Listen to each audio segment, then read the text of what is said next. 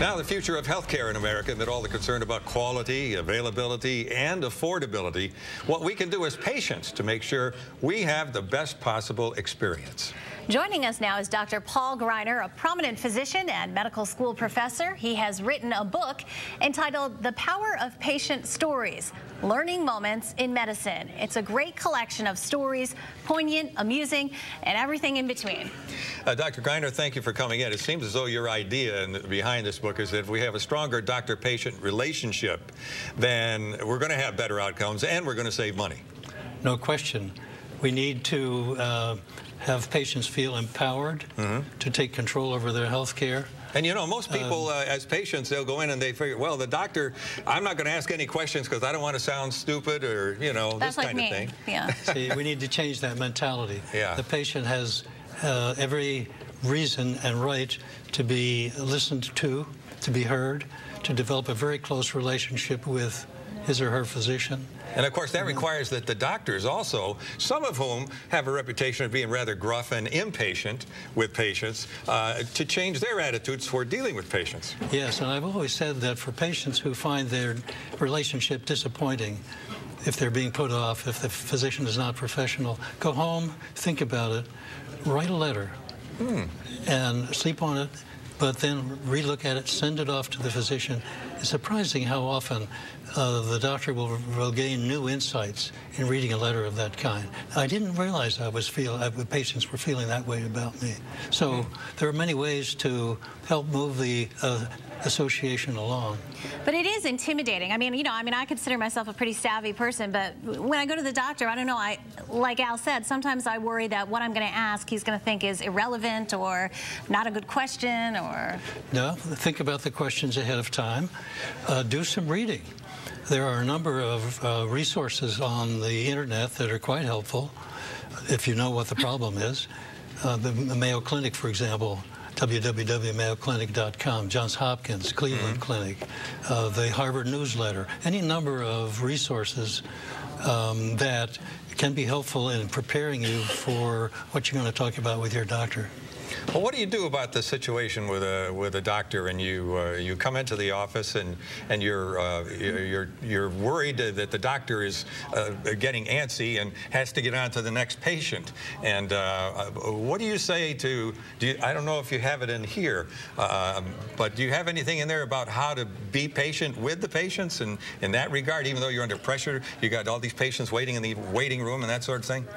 Well, the good doctor will take the time necessary to hear you out, to hear your symptoms, and think through what the diagnostic process is instead of just writing out a set of requests for x-rays or laboratory tests. In fact, the British have shown that about 90% of all diagnoses of patients walking into their physician's office can be made at the time of the visit, just by listening and observing.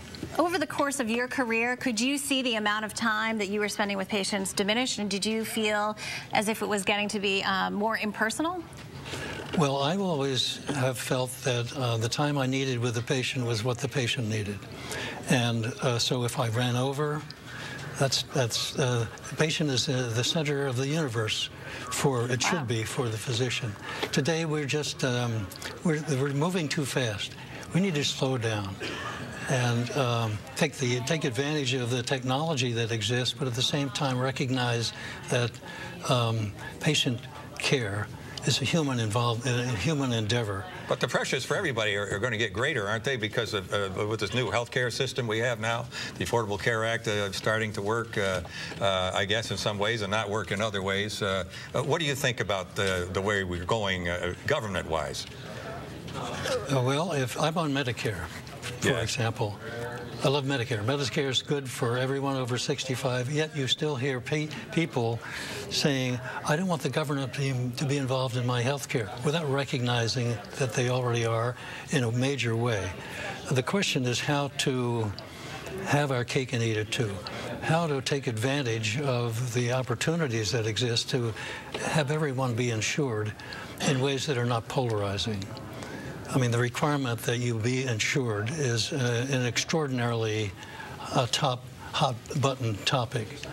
Yet we have to remember that this was first raised by the conservative wing of our government 1994, 18 years ago, when the Clinton health plan came. Yes, and you were asked to be an advisor on that, as I recall. Yes, and that was dead in the water. This one was pushed through, I think, in a way that just helps to cause conflict and polarization. There are some really good elements to this plan. Such as? Well, one of them is that we need to, and this supports the direction of changing the way, fundamentally changing the way we pay for health services, the way we pay hospitals, the way we pay physicians. And change how? Well, currently, the more you do, the more you get paid. So the incentive is always to be doing more. Yeah. More tests. Exactly. Much of which may be unnecessary, some of which may be quite dangerous with false positive tests. And the way things are moving, let's just say we want to see what it should be in 2020. What it will be, and it's going to take some time to get there, is we've changed the reimbursement system around so that physicians and hospitals will receive a fixed amount of money for the care of patients, and they have to live within that budget. Oh. Wow. Well, there's a concept. It is. Have you told anybody about that? Well, in fact, besides us? We had that in Rochester. We had an experimental payment program for the hospitals in Rochester, New York, for a period of 7 years. Worked out, was spectacular. The hospitals loved it. Everybody loved it. And President Clinton pointed to it as a way of thinking about the future of health care. So we need to get back and look at the big picture and not get so hung up on the minutia of individual elements of the Health Care Act.